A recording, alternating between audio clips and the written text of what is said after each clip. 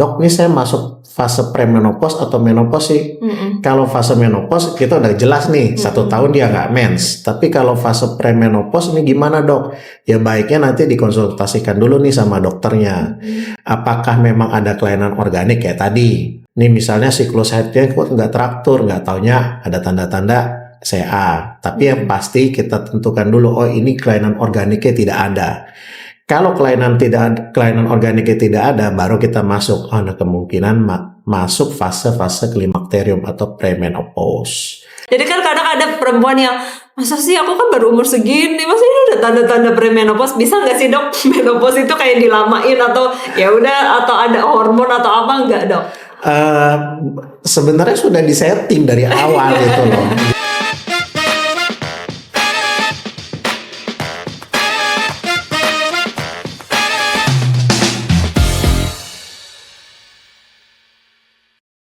Hai Bina Family, welcome back to Bina Talk. Nah, hari ini Bidan Linda balik lagi di Bina Talknya Rahasia Bina Medika. Kita kali ini mau membahas tentang premenopause. Nah, premenopause apa sih Bidan Linda? Terus gejalanya apa sih? Kali ini kita akan kupas tuntas bersama Dr. Henry Van. Beliau adalah dokter spesialis obstetri and ginekologi di Rahasia Bina Medika. Boleh say hello dokter?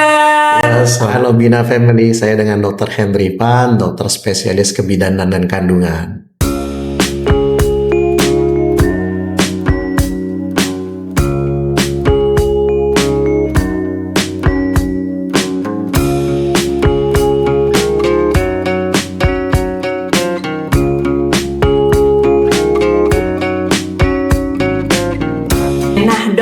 Hari ini tuh kita akan membahas tentang premenopause yang banyak sekali dialami oleh perempuan pastinya ya dokter ya. Dan dokter, kadang-kadang tuh perempuan tuh masih bingung apa sih sebenarnya gejalanya premenopause dan menopause, dan sebenarnya arti dari premenopause serta menopause ini apa sih gitu dokter? Boleh dok, silakan. Oke ya, terima kasih Mbak Linda. Jadi premenopause itu atau kita sebut masa klimakterium, itu masa mencapai di mana hormon itu sudah mulai menurun semua. Nah, sedangkan masa menopause itu diagnosisnya mundur. Jadi artinya kalau seorang wanita dia sudah tidak mens selama 1 tahun, baru dikatakan itu fase menopause. Tapi gimana dengan fase premenopause ya? Fase premenopause itu sebelum 1 tahun itu. Nah, angkanya itu kita nggak ada yang tahu. Bisa 3 tahun, bisa 5 tahun. Nah, premenopause itu atau kita sebut klimakterium itu ya perubahan siklus hormon aja di situ. Dia terjadi ya fasenya memang sebelum 1 tahun tidak mens. Jadi mensnya mungkin dalam waktu bisa setahun itu cuma 2 kali atau 3 kali, atau fase mensnya itu lebih banyak gitu loh. Oke, jadi memang haidnya itu acak-acakan ya dokter ya. Kalau tanda dan gejalanya sendiri apa sih dokter? Dia kan diikutin dengan gejala vasomotor ya. Kalau vasomotor itu tuh berhubungan sama pembuluh darah. Jadi seperti kayak keringetan, terus depresi, hot flush, terus bawaannya juga moodnya juga nggak begitu bagus. Ada tanda-tanda ke arah depresi. Terus fungsi dari saluran kencing juga nggak bagus. Jadi kadang-kadang sering beser. Oh gitu, kayak tapi bukan yang los ya dok ya pipisnya ya, tapi beser aja terus-terusan pipis gitu. Oke.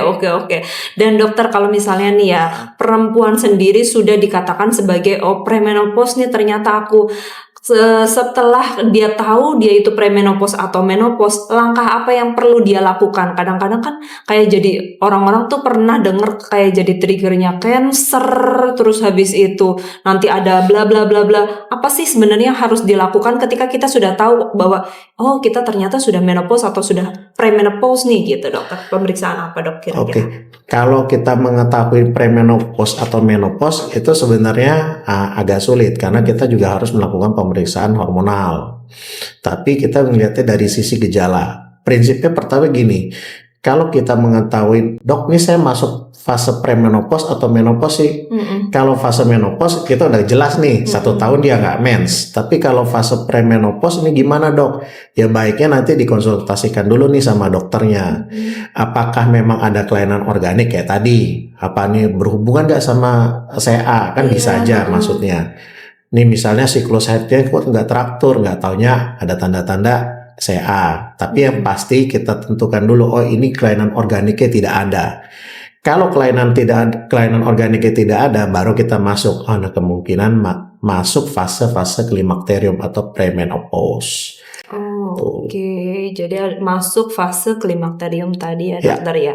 Ada nggak konsumsi obat, vitamin yang menunjang untuk staminanya? Mungkin kadang-kadang kan kayak jadi haidnya berlebihan banget. Terus habis itu kan premenopause ya dokter ya, tanda-tandanya. Terus konsumsi vitamin atau obat apa yang perlu dipakai si ibu ini untuk harus aman gitu, maksudnya dia safety gitu dok.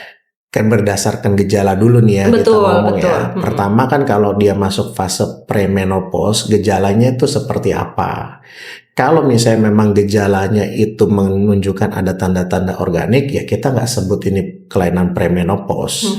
Tapi kalau misalnya tanda-tanda organiknya nggak ada, contohnya nggak ada miom, nggak ada kista, nggak ada penebalan dinding rahim, nggak ada tanda-tanda untuk lesi prakanker, oh berarti kita udah concern, oh ini masuk fase mungkin klimakterium. Nah, perubahan fase klimakterium itu balik-balik lagi nih, gejalanya apa nih yang paling dia dominannya. Misalnya siklus headnya saya udah nggak normal dok, ya udah kita akan kasih nih, apa kita pakai hormon replacement terapi, apa kita pakai penambah estrogen tapi dari tumbuh-tumbuhan atau fitoestrogen. Terus gimana dengan pola dietnya, gimana dengan pola olahraganya, itu juga akan berperan juga sebenarnya. Oke, ada nggak sih dok pencegahan misalnya nih ya, aku kayaknya maksudnya kayak masa sih aku premenopause, jadi kayak pengen lebih lama gitu dong. Ya, jadi kayak denial gitu. Iya, jadi kan kadang ada perempuan yang masa sih aku kan baru umur segini, masa ini udah tanda-tanda premenopause, bisa nggak sih dok menopause itu kayak dilamain atau ya udah, atau ada hormon atau apa nggak dok? Sebenarnya sudah disetting dari awal gitu loh. Jadi dari awal itu memang perempuan kodratnya ovumnya segitu gitu loh. Begitu dia mens pertama usia umur 12 tahun atau 14 tahun, mungkin dia akan selesai di umur 45 atau 50 tahun gitu loh. Cuman kan kita bisa menentukan kira-kira ini saya masuk fase menopause apa belum sih dok? Nah tadi balik menopause 1 tahun nggak mens, kita nggak usah periksa lab, kita juga udah tahu bahwa ya udah ya, berarti ibu masuk fase menopause nih. Tapi kalau fase klimakterium gimana? Ya kita periksa lab aja, estrogen sama estradiolnya berapa. Cuman ya nggak bisa denial juga, memang harus dikodratkan. Masa kita nggak boleh tua kan gitu? Iya. Kan kalau perempuan itu kayaknya berasa dilarang tua gitu dok. Tapi kalau range umurnya sendiri memang di 40 sampai 50 dokter. Klimakterium itu range-nya panjang. Jadi mau 3 tahun mau 5 tahun. Tapi kalau Indonesia tuh rata-rata 48-50 tuh udah menopause. 48-50 sudah menopause. Semoga kita lebih lama ya Bina Family. Kadang kan kalau jadi perempuan kayaknya aku merasa tua sih kayaknya nih. Karena kadang pandangan orang ketika kita premenopause atau menopause tuh udah renta banget nih dok, gitu kan. Stigma itu loh. Ya balik lagi sebenarnya Mbak Linda ya. Cuman gimana cara kita menghadapin fase itu gitu loh. Kalau kita menghadapin fase itu dengan denial ya nggak akan bisa. Tapi kalau misalnya kita menghadapi fase itu dengan relax, apa nih yang akan saya siapkan? Oh ini akan ada resiko stroke, oh ini akan ada resiko hipertensi, saya akan punya resiko depresi. Saya gimana dengan siklus mensnya, gimana dengan apa faktor kalau mau berhubungan sama suami seperti apa. Nah itu kan faktor-faktor itu yang nanti harus didiskusikan.